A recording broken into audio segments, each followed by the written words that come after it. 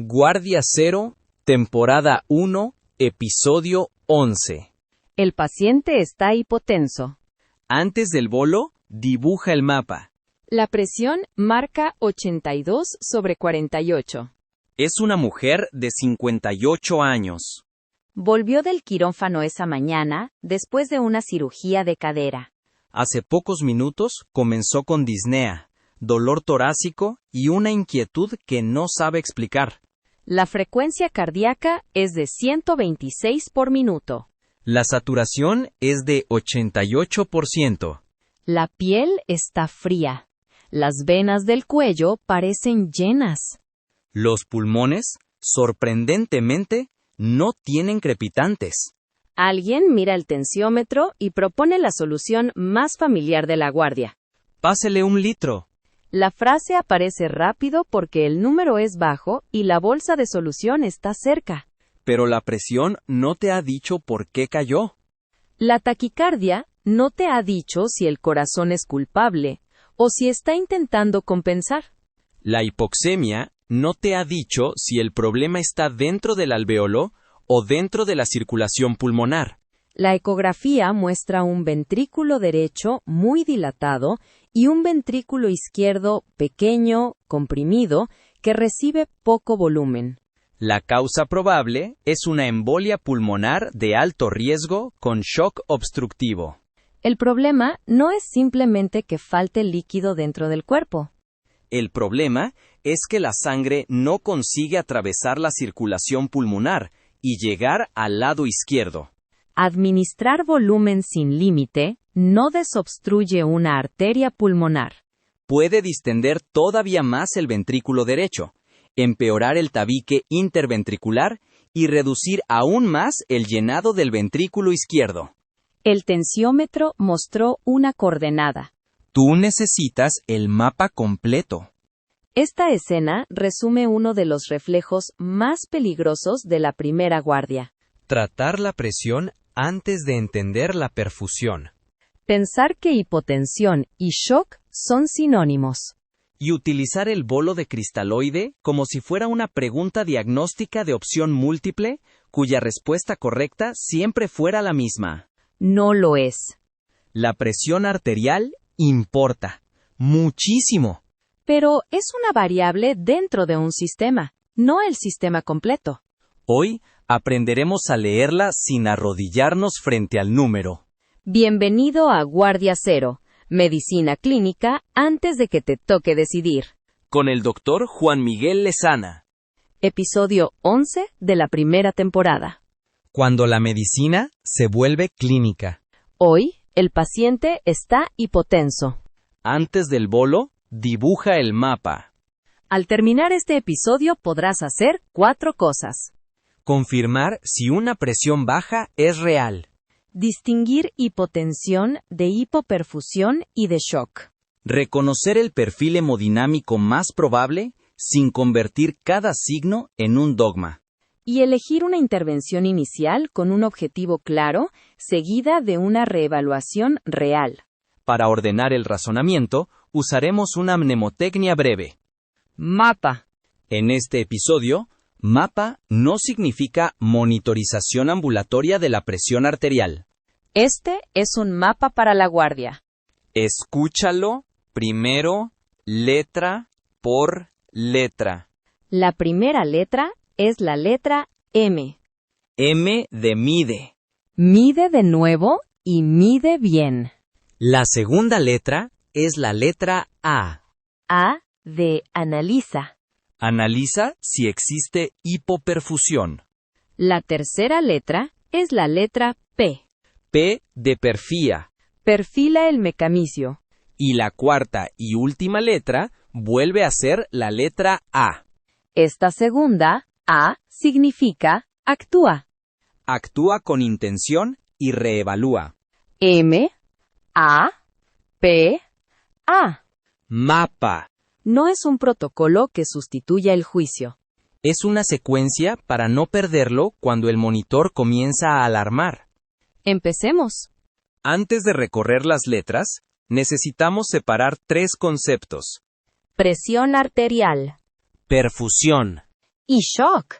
La presión arterial es la fuerza que impulsa la sangre dentro del sistema arterial.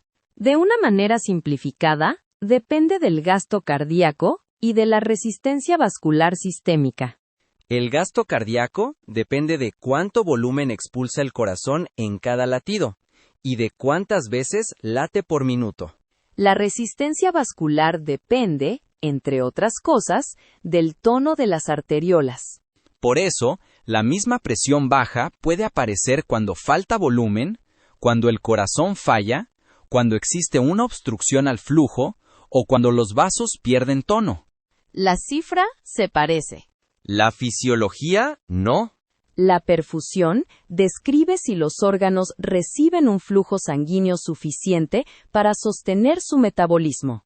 Y el shock es una forma de falla circulatoria aguda, potencialmente mortal, en la que la perfusión y la utilización del oxígeno resultan inadecuadas para las necesidades celulares. Aquí está la diferencia central. Puede existir hipotensión sin shock. Una persona joven, despierta, con presión basal baja, piel caliente, relleno capilar normal, diuresis conservada y sin síntomas puede tener una cifra que parece alarmante sin presentar una falla circulatoria aguda. También puede existir shock sin hipotensión. En las fases compensadas, la vasoconstricción y la taquicardia pueden sostener temporalmente la presión mientras la piel se enfría. El relleno capilar se prolonga, la diuresis cae y el lactato aumenta. Y por supuesto, puede existir hipotensión con hipoperfusión. Ese es el paciente que exige reconocimiento y acción inmediatos. Los umbrales ayudan, pero no reemplazan el contexto. Una presión sistólica menor de 90 milímetros de mercurio, una presión arterial media menor de 65 o una caída marcada respecto del valor habitual son señales de alarma frecuentes. No son una definición universal del estado de cada órgano. Una presión arterial media de 65 puede ser suficiente como objetivo inicial para muchas personas con shock vasodilatado. Puede ser insuficiente para algunas con hipertensión crónica, enfermedad vascular o signos persistentes de hipoperfusión. Y puede ser más de lo necesario para otras, cuyo valor basal es bajo y cuyos órganos funcionan bien. La presión arterial media puede aproximarse sumando la presión sistólica más 2 veces la presión diastólica y dividiendo el resultado entre 3. Esa fórmula funciona como una aproximación cuando la frecuencia y la forma de la onda son razonables. Los monitores suelen calcularla integrando la señal, y una línea arterial puede ofrecer una medición más directa. Pero no conviertas la aritmética en un ritual. La presión arterial media importa porque aproxima la presión de conducción para la perfusión de muchos órganos. No porque 65 sea una contraseña secreta que vuelva estable a toda persona que la alcance. Guarda esta frase. La presión es una cifra. La perfusión es una función. El shock es una trayectoria peligrosa. Ahora sí, comencemos con la primera letra de mapa. La letra M. M de mide. Mide de nuevo y mide bien. Una lectura inesperadamente baja debe producir 2 respuestas simultáneas. La primera es mirar al paciente y buscar peligro. La segunda es comprobar que el dato sea confiable. No debes retrasar la reanimación de una persona claramente inestable mientras discutes 5 minutos con el brazalete. Pero tampoco debes administrar litros, vasopresores o suspender medicamentos sobre la base de una cifra obtenida con un manguito mal elegido y un brazo colgando. Empieza por la escena. ¿El paciente está despierto? Habla con claridad. ¿Tiene pulso central y periférico? ¿Respira adecuadamente? ¿Está pálido, sudoroso, moteado o cianótico? ¿Existe hemorragia visible, dolor torácico, disnea, fiebre, urticaria o un deterioro súbito? Si la respuesta sugiere inestabilidad, solicita ayuda. Monitoriza, asegura acceso vascular y evalúa vía aérea, respiración y circulación mientras confirmas la presión. Ahora revisa el manguito. Debe corresponder al tamaño del brazo. La cámara inflable necesita una anchura aproximada de 40% de la circunferencia del brazo y una longitud cercana al 80%. Un manguito demasiado pequeño suele sobreestimar la presión. Uno demasiado grande puede subestimarla. En personas con obesidad, edema o brazos muy delgados, utilizar por costumbre el único brazalete disponible puede producir una precisión completamente imaginaria. El brazo debe estar apoyado y el manguito aproximadamente al nivel del corazón. Si el brazo queda por encima, la lectura puede ser falsamente baja. Si queda por debajo, puede ser falsamente alta. Revisa que el dispositivo no esté sobre ropa gruesa, que los tubos no estén doblados y que el paciente no esté temblando, moviéndose o contrayendo el brazo. Repite la medición. Si el valor no concuerda con el pulso o con el estado clínico, mide manualmente cuando sea posible. Compara ambos brazos al inicio si existe una diferencia inesperada, dolor torácico, déficit de pulso o sospecha vascular. Una diferencia importante y persistente no debe atribuirse automáticamente a una máquina caprichosa. Puede sugerir obstrucción arterial, disección aórtica o enfermedad vascular, según el contexto. Palpa el pulso mientras el equipo mide.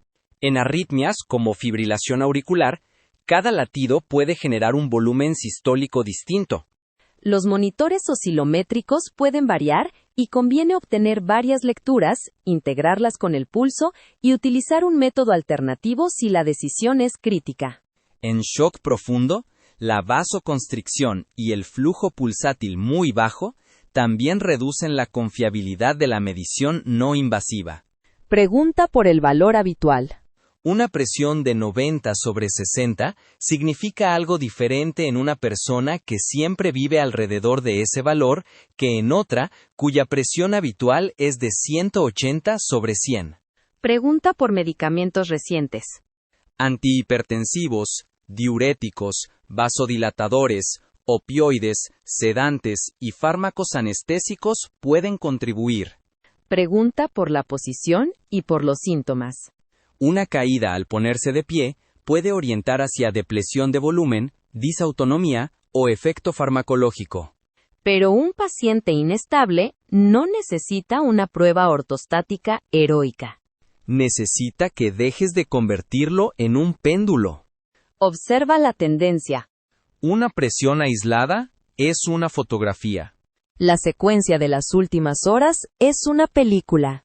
88/50, que se mantiene sin síntomas durante años, no es lo mismo que 130/80. Luego 110/70. Después 95/60.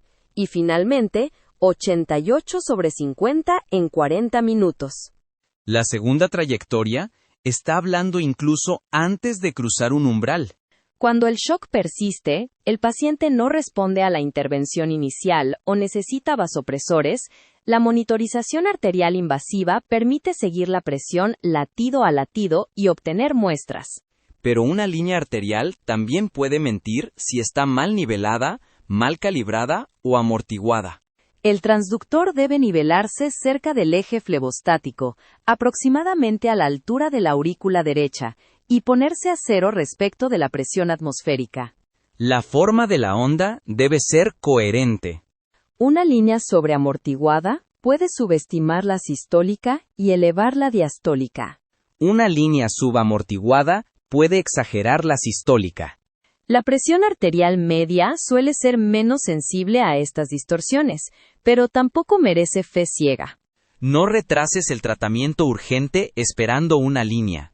Y no permitas que colocarla se convierta en el tratamiento. Guarda esta frase. Antes de rescatar una presión, confirma que estás midiendo la presión del paciente y no el error del equipo. Seguimos con la segunda letra de MAPA. La letra A. A de analizar. Analiza si existe hipoperfusión. Esta letra decide si estás frente a un número bajo o frente a una circulación que está dejando de sostener órganos. La pregunta no es solamente cuánto marca el tensiómetro. La pregunta es, ¿qué está ocurriendo después de la presión en los tejidos? Evalúa primero el cerebro. ¿El paciente está orientado? ¿Responde como antes? ¿Apareció agitación, lentitud, confusión, somnolencia o síncope? El cambio agudo del estado mental puede indicar hipoperfusión cerebral, hipoxemia, hipercapnia, hipoglucemia, intoxicación, sepsis o una lesión neurológica primaria. No es específico. Pero en una persona hipotensa, un deterioro de conciencia es una señal de peligro hasta demostrar lo contrario. Evalúa la piel. Toca manos y pies. Compara la temperatura distal con la proximal. Busca palidez, sudoración y moteado alrededor de las rodillas. Una piel fría puede reflejar vasoconstricción compensatoria y bajo flujo. Una piel caliente no descarta shock. En la vasodilatación temprana, especialmente en sepsis o anafilaxia, las extremidades pueden estar cálidas mientras la presión cae. Mide el tiempo de relleno capilar de manera reproducible. Aplica presión firme sobre la cara ventral de la falange distal de un dedo hasta blanquearla.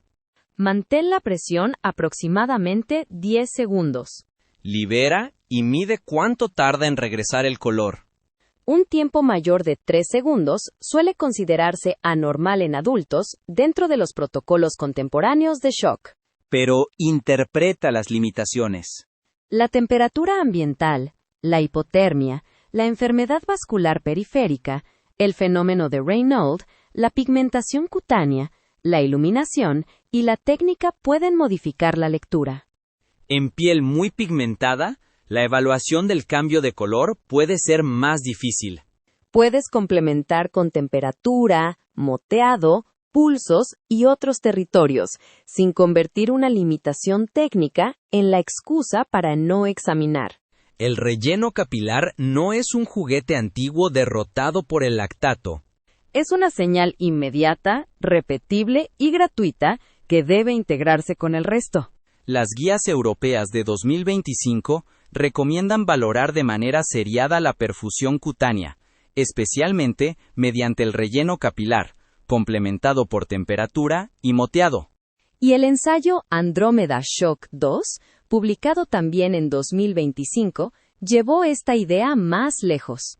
Incluyó a más de 1.400 pacientes con shock séptico temprano y comparó la atención habitual con una estrategia personalizada que buscaba normalizar el relleno capilar mediante una secuencia de evaluación de presión de pulso, Presión diastólica, respuesta a fluidos y ecocardiografía. La estrategia personalizada mejoró un resultado compuesto que combinaba mortalidad, duración del soporte vital y estancia hospitalaria. La diferencia se explicó principalmente por menos tiempo con soporte vital, no por una reducción aislada de la mortalidad. La lección no es que debas perseguir un dedo rosado como única meta. La lección es que la perfusión seriada y la fisiología personalizada pueden orientar mejor que una reanimación automática. Evalúa el riñón. Pregunta cuánto ha orinado y durante cuánto tiempo. Una diuresis menor de 0,5 mililitros por kilogramo por hora, sostenida durante varias horas, puede indicar hipoperfusión renal y lesión renal aguda. Pero la oliguria tampoco pertenece exclusivamente al shock. Puede aparecer por enfermedad renal, obstrucción urinaria, síndrome compartimental abdominal, respuesta hormonal al estrés, fármacos o una sonda doblada. Antes de diagnosticar fracaso circulatorio desde el extremo de una bolsa vacía, revisa que la sonda esté permeable y que la vejiga no esté llena. Evalúa el pulso. La taquicardia puede ser una respuesta compensatoria. También puede deberse a dolor, fiebre, hipoxemia, ansiedad, anemia, fármacos o una arritmia primaria. Un pulso débil y rápido sugiere bajo volumen sistólico, pero no define la causa. La presión de pulso es la diferencia entre la presión sistólica y la diastólica. Una presión de pulso estrecha puede sugerir volumen sistólico bajo.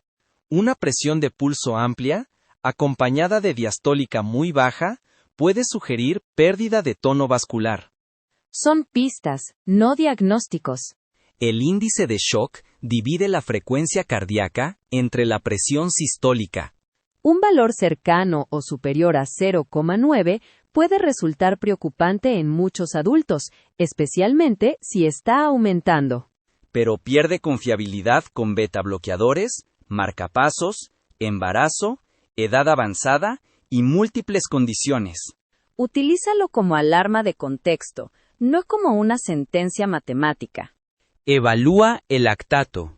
Un lactato elevado puede acompañar hipoperfusión, mayor glucólisis por estrés, estimulación adrenérgica, convulsiones, esfuerzo muscular, insuficiencia hepática, algunos medicamentos y alteraciones metabólicas. No es una medición directa de oxígeno tisular, y no todo lactato elevado significa que el paciente necesita líquido.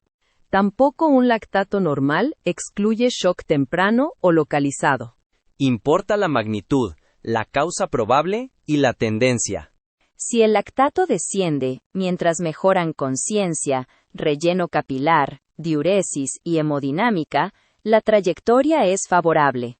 Si la presión sube, pero el lactato, la piel y la conciencia empeoran, has corregido una cifra sin restaurar todavía la circulación. La gasometría puede aportar pH, dióxido de carbono, bicarbonato y exceso de base. La acidosis metabólica puede acompañar hipoperfusión, pero también insuficiencia renal, cetoacidosis, pérdidas digestivas y tóxicos. Otra vez, integra. Ahora reúne los territorios. Cerebro, Piel, riñón, metabolismo. pulso y trayectoria. Una sola señal puede engañarte. Varias señales concordantes construyen un patrón. Y la reevaluación seriada tiene más valor que una exploración solemne realizada una sola vez. Guarda esta frase. El shock no vive dentro del tensiómetro. Deja huellas simultáneas en varios órganos. Llegamos a la tercera letra de mapa. La letra P. P de perfía. Perfila el mecanismo. Ya confirmaste la presión y buscaste hipoperfusión. Ahora debes responder la pregunta que decide el tratamiento. ¿Por qué está fallando el flujo? Los perfiles clásicos son 4. Hipovolémico, Distributivo cardiogénico. y obstructivo. En la práctica, pueden mezclarse, pero esta clasificación ofrece un punto de partida poderoso. Comencemos por el shock hipovolémico. Aquí falta volumen circulante efectivo y disminuye el llenado cardíaco. Puede ser hemorrágico. Trauma, sangrado gastrointestinal, hemorragia posoperatoria, obstétrica o interna. También puede ser no hemorrágico. Vómitos, diarrea, diuresis excesiva, pérdidas por drenajes, quemaduras o fuga hacia el tercer espacio. Busca una historia de pérdidas, sed, mucosas secas, yugulares poco visibles, presión de pulso estrecha, taquicardia y piel fría. Pero no esperes que cada signo aparezca. Las personas mayores, quienes utilizan betabloqueadores y quienes tienen marcapasos, pueden no desarrollar la taquicardia esperada. Una hemoglobina inicial normal tampoco excluye una hemorragia aguda. En los primeros minutos pueden perderse plasma y eritrocitos en proporción semejante, antes de que la redistribución y los líquidos revelen el descenso. Si sospechas sangrado, busca la fuente y controla la hemorragia. El cristaloide puede sostener temporalmente la circulación, pero no transporta eritrocitos, no forma coágulos y no cierra vasos. Seguimos con el shock distributivo. Aquí predomina una pérdida del tono vascular y una distribución inadecuada del flujo. La sepsis es la causa más frecuente, pero también existen anafilaxia, shock neurogénico, insuficiencia suprarrenal y vasodilatación por fármacos. En fases tempranas, el paciente puede estar caliente, con pulsos amplios, presión diastólica baja y presión de pulso ensanchada. Puede tener fiebre, hipotermia, foco infeccioso o alteración mental.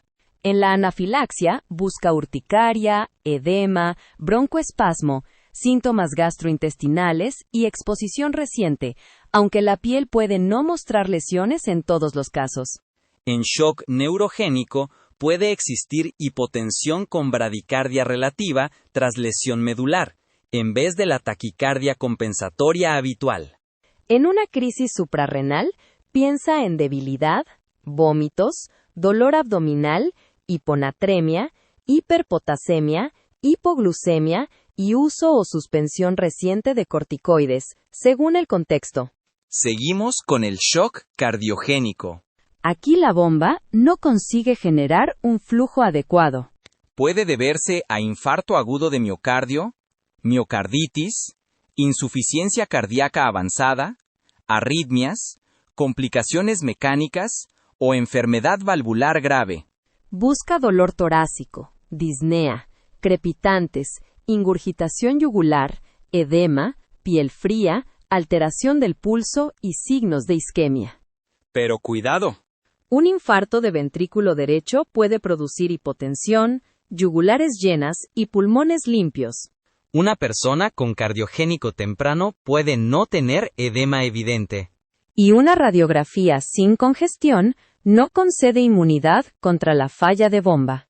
El electrocardiograma y la ecografía son fundamentales. Y llegamos al shock obstructivo.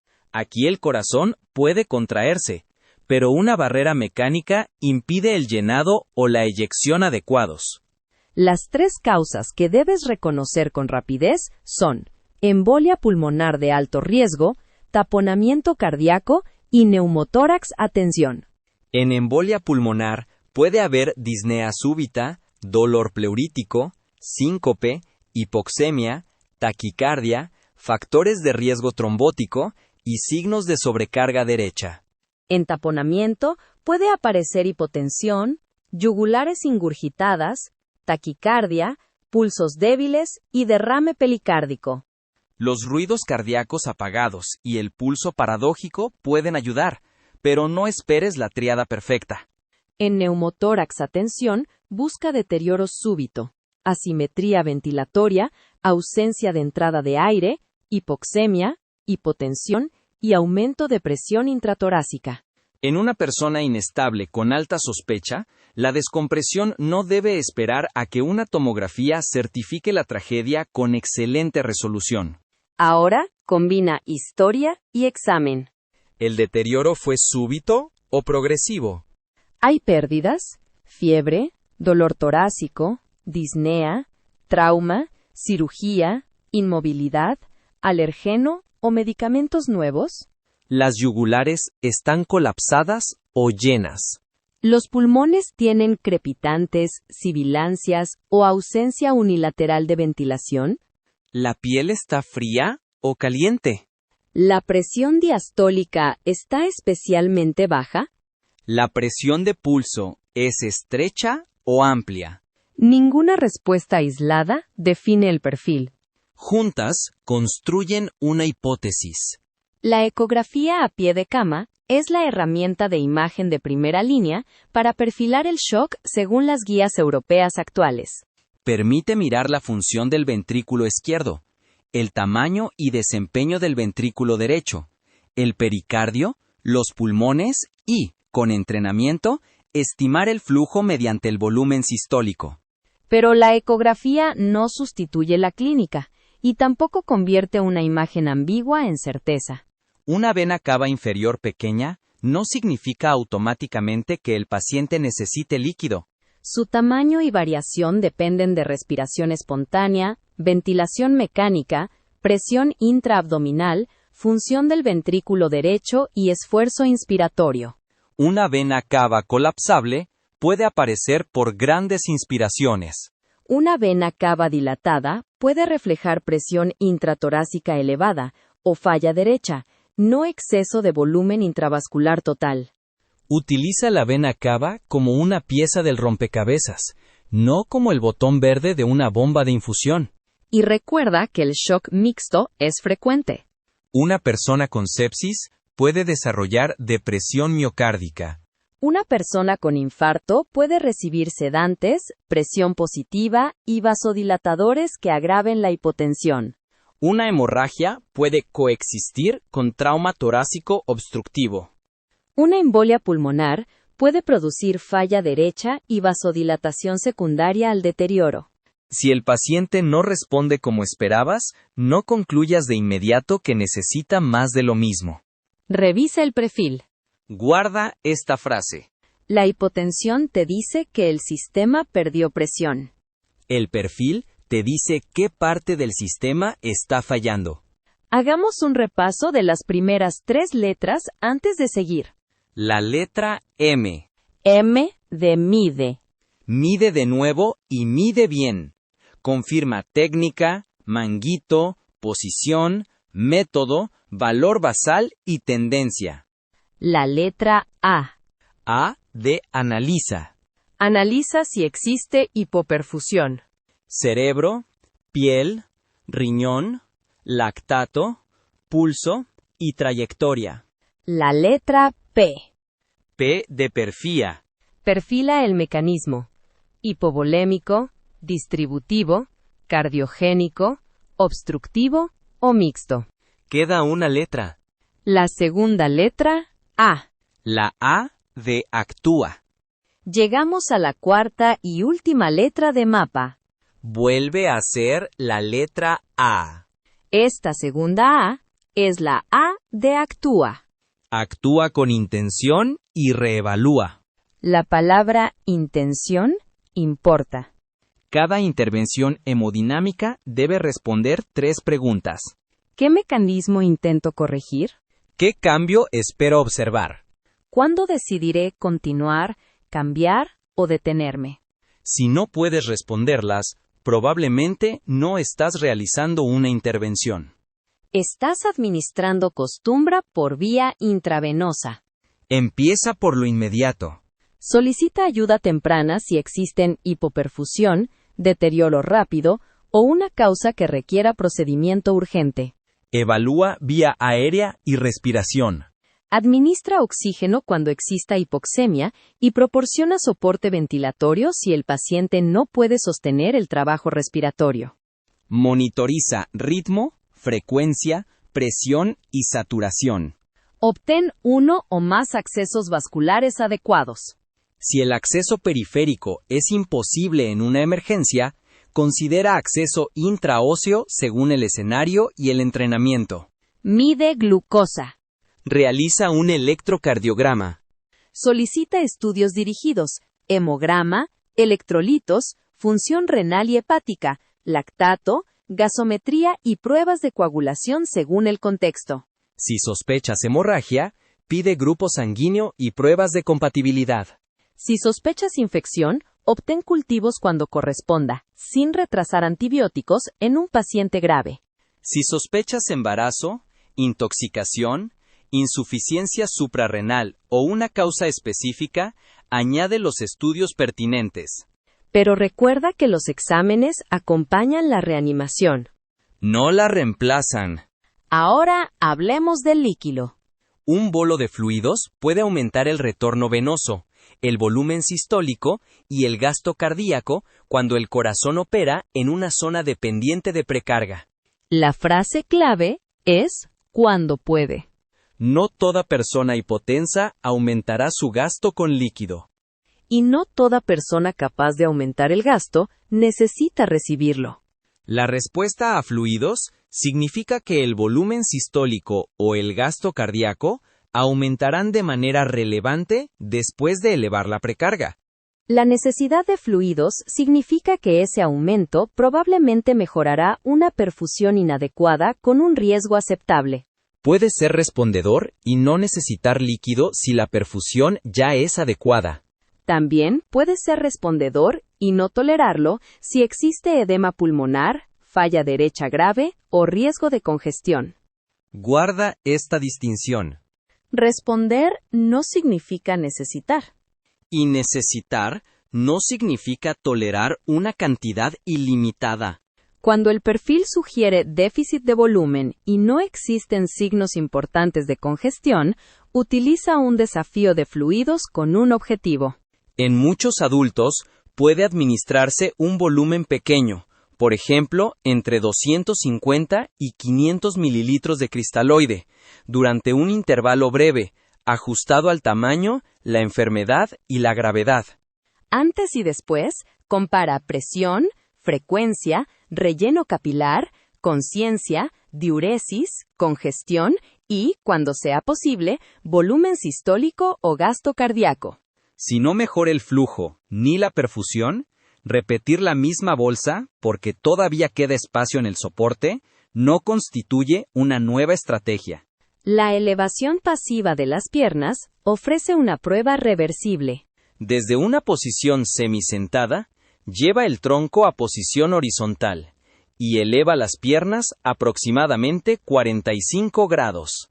Esto moviliza transitoriamente sangre desde los miembros inferiores y el territorio abdominal hacia el tórax, como un pequeño autobolo interno.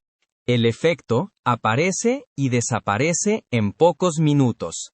Para interpretarla, necesitas medir una variable de flujo, como volumen sistólico, gasto cardíaco o la integral velocidad-tiempo en el tracto de salida del ventrículo izquierdo. Un aumento cercano al 10%, dependiendo del método y su precisión, suele sugerir respuesta a precarga.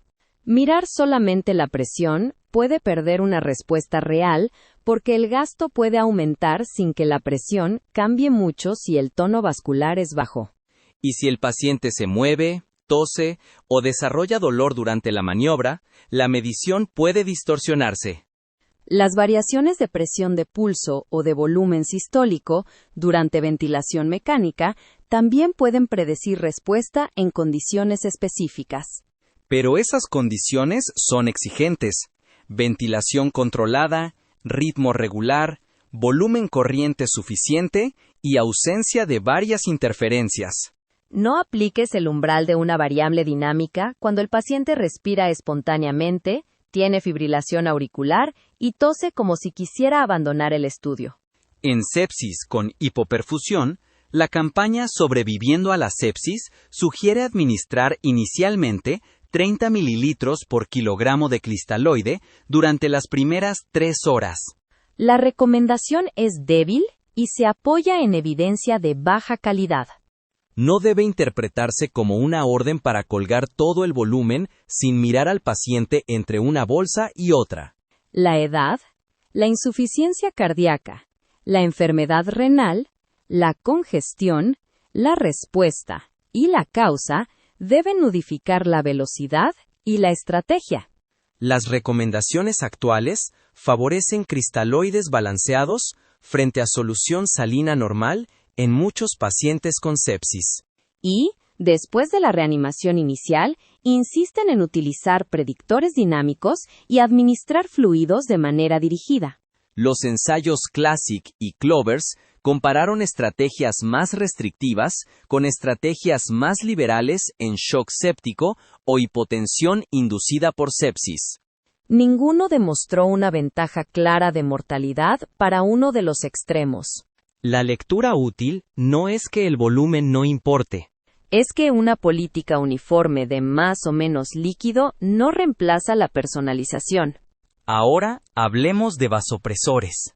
Si predomina la pérdida de tono vascular, si la hipotensión es profunda o si persiste pese a una expansión inicial razonable, esperar litros sucesivos antes de iniciar soporte vascular puede prolongar la hipoperfusión y aumentar la sobrecarga. En shock séptico, la norepinefrina es el vasopresor de primera línea. Un objetivo inicial frecuente es una presión arterial media de 65 milímetros de mercurio, ajustado después, según perfusión, antecedentes y respuesta.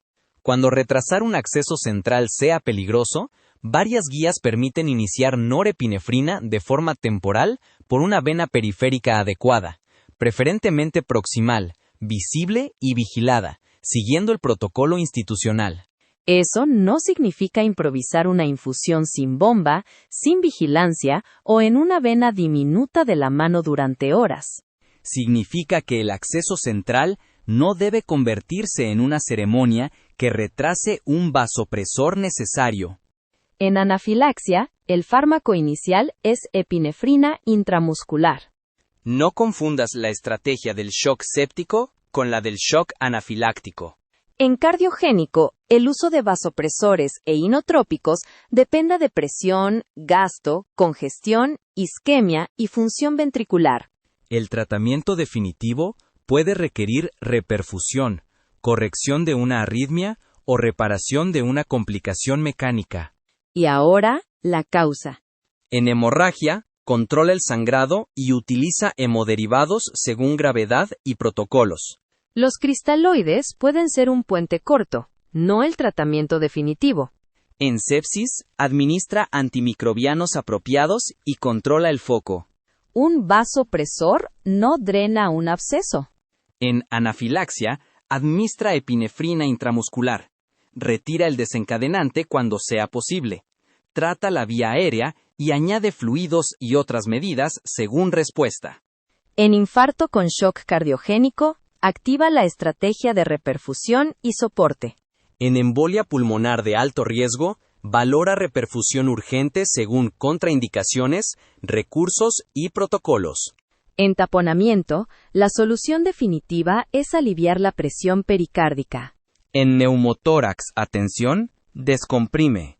En crisis suprarrenal, administra corticoide y soporte hemodinámico sin esperar que el laboratorio se digne a confirmar la sospecha varias horas después. La presión puede subir transitoriamente con una intervención inespecífica. La supervivencia depende de corregir el mecanismo. Y después de actuar, reevalúa. No, al final del turno. Después de cada intervención relevante. ¿Cambió la presión? ¿Mejoró el relleno capilar? ¿El paciente está más despierto? ¿Las extremidades están más calientes? ¿Apareció diuresis? ¿Descendió la frecuencia cardíaca sin desarrollar bradicardia o deterioro? ¿El lactato y la acidosis evolucionan favorablemente? ¿Aparecieron crepitantes, líneas B, ingurgitación yugular, aumento del trabajo respiratorio o peor oxigenación? ¿El gasto cardíaco aumentó? ¿La presión mejoró porque aumentó el flujo o porque elevaste la resistencia mientras los tejidos siguen mal perfundidos? Si el paciente no responde, vuelve a medir, vuelve a analizar y vuelve a perfilar. MAPA no termina después de la última letra. Se repite. Guarda esta frase. Una intervención sin reevaluación es una apuesta. Una intervención con hipótesis y respuesta se convierte en medicina. Volvamos a la escena inicial. Mujer de 58 años, posoperatorio de cadera, disnea súbita, dolor torácico, frecuencia de 126, saturación de 88 y presión de 82/48. Recorre mapa letra por letra. La letra M. M de mide. Repites la presión con técnica correcta. La tendencia confirma una caída rápida. El pulso es débil y rápido. El dato es real. La letra A. A de analiza. Existe hipoperfusión. Está inquieta, fría, con relleno capilar prolongado y deterioro hemodinámico. La letra P. P de perfila. La cirugía y la inmovilidad elevan el riesgo trombótico. La disnea fue súbita. Hay hipoxemia, yugulares llenas y pulmones sin congestión. La ecografía muestra dilatación y disfunción del ventrículo derecho con un ventrículo izquierdo pequeño. El perfil es obstructivo, por embolia pulmonar de alto riesgo, hasta demostrar otra causa. Y la segunda letra A. A, de actúa. Administras oxígeno, monitorizas, obtienes accesos y solicitas ayuda de inmediato. Inicia soporte hemodinámico, evitas una carga indiscriminada de volumen y activas la evaluación para reperfusión urgente según el contexto y las contraindicaciones. La taquicardia, la hipoxemia y la hipotensión no eran 3 diagnósticos independientes. Eran 3 huellas de un mismo problema circulatorio. Primera escena adicional. Hombre de 27 años con 3 días de diarrea y vómitos. Está sediento, taquicárdico, con yugulares poco visibles, mucosas secas y presión de 86/52.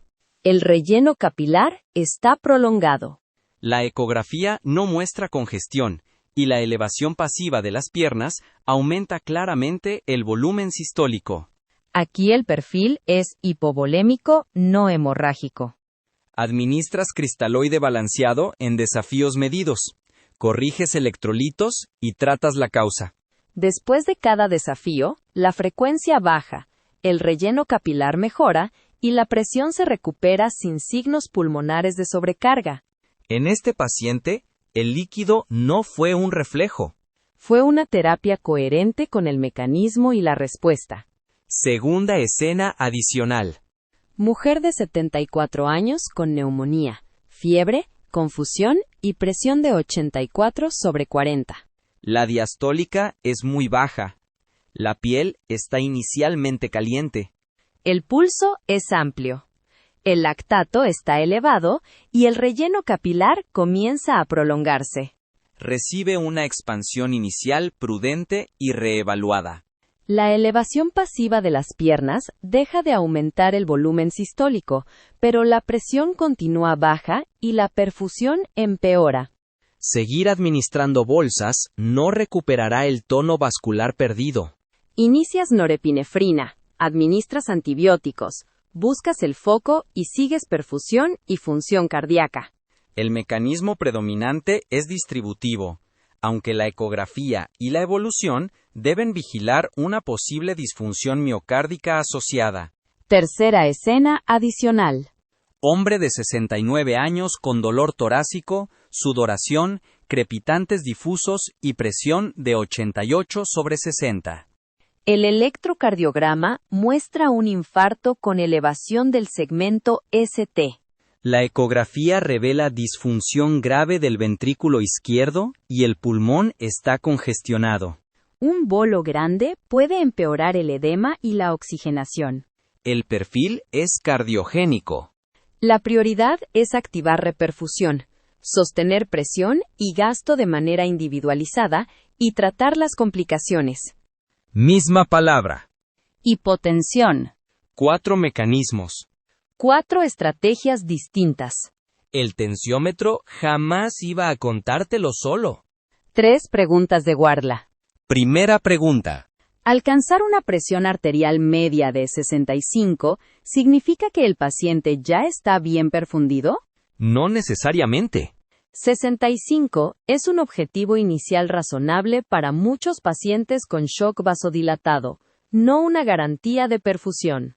Revisa conciencia, relleno capilar, piel, diuresis, lactato, función cardíaca y tendencia. Si persisten signos de hipoperfusión, reevalúa mecanismo, flujo, tono y objetivo individual. Segunda pregunta. Si la elevación pasiva de las piernas es positiva, ¿debo administrar líquido? No automáticamente. La prueba indica que el gasto probablemente aumentará al elevar la precarga. Todavía debes demostrar que existe hipoperfusión que pueda beneficiarse y que el paciente tolerará el volumen. Respuesta a fluidos no equivale a indicación de fluidos. Tercera pregunta.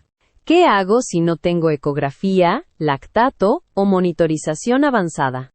No renuncies al razonamiento. Confirma la presión. Observa el estado mental. Mide relleno capilar. Toca la piel. Evalúa pulsos, yugulares, pulmones, pérdidas, diuresis, historia y respuesta a una intervención pequeña. Solicita derivación o ayuda temprana cuando el paciente supera los recursos disponibles. La tecnología amplía el examen. No crea la fisiología y no reemplaza las decisiones básicas. Cierro con 5 ideas para recordar mañana. Primera, Hipotensión y shock no son sinónimos. puede existir presión baja, con perfusión conservada, y shock, con presión todavía normal. Segunda, Confirma el dato. Manguito, posición, técnica, ritmo, valor basal y tendencia pueden cambiar por completo la interpretación. tercera, Busca perfusión en varios territorios. cerebro, piel, riñón, lactato y trayectoria. Ninguna señal aislada merece gobernar la reanimación. Cuarta, Perfila el mecanismo. Hipovolémico, distributivo, cardiogénico, obstructivo o mixto. la misma presión baja puede requerir líquido, vasopresor, sangre, reperfusión, drenaje o descompresión. Quinta, Toda intervención necesita una hipótesis, un objetivo y una reevaluación. responder a fluidos no significa necesitarlos, y necesitarlos no significa tolerar volumen ilimitado. Antes de irnos, una última vez. Letra por letra, tal como debe escucharse durante una guardia. La letra M. M de Migue. Mide de nuevo y mide bien. La primera letra, A. A de analiza. Analiza si existe hipoperfusión. La letra P. P de perfila. Perfila el mecanismo. Y la segunda letra, A. La última letra. A de actúa. Actúa con intención y reevalúa. M. A. P. A. Mapa. La próxima vez que el monitor marque 85/50, no ignores la cifra. Pero tampoco permitas que la cifra piense por ti. Mide de nuevo. Busca hipoperfusión. Perfila el mecanismo. Actúa y vuelve a mirar. La presión no es la perfusión. Y el bolo no es un diagnóstico. Si escuchaste el episodio 9 de Guardia Cero, recordarás que la taquicardia puede ser una compensación y no una enfermedad primaria del corazón. Si escuchaste el episodio 10, recordarás que una saturación corregida no garantiza ventilación ni entrega adecuada de oxígeno. Este episodio es completamente autosuficiente, pero juntos muestran una idea mayor. Los signos vitales no compiten por tu atención. Construyen una sola historia fisiológica.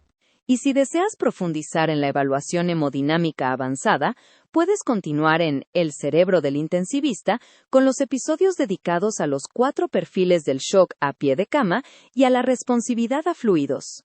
Allí el mapa se convierte en territorio. Primero, lo peligroso. Después, lo probable. Al final, lo preciso. Esto fue Guardia Cero. Medicina clínica antes de que te toque decidir. Con el doctor Juan Miguel Lezana. Nos encontramos en la próxima guardia.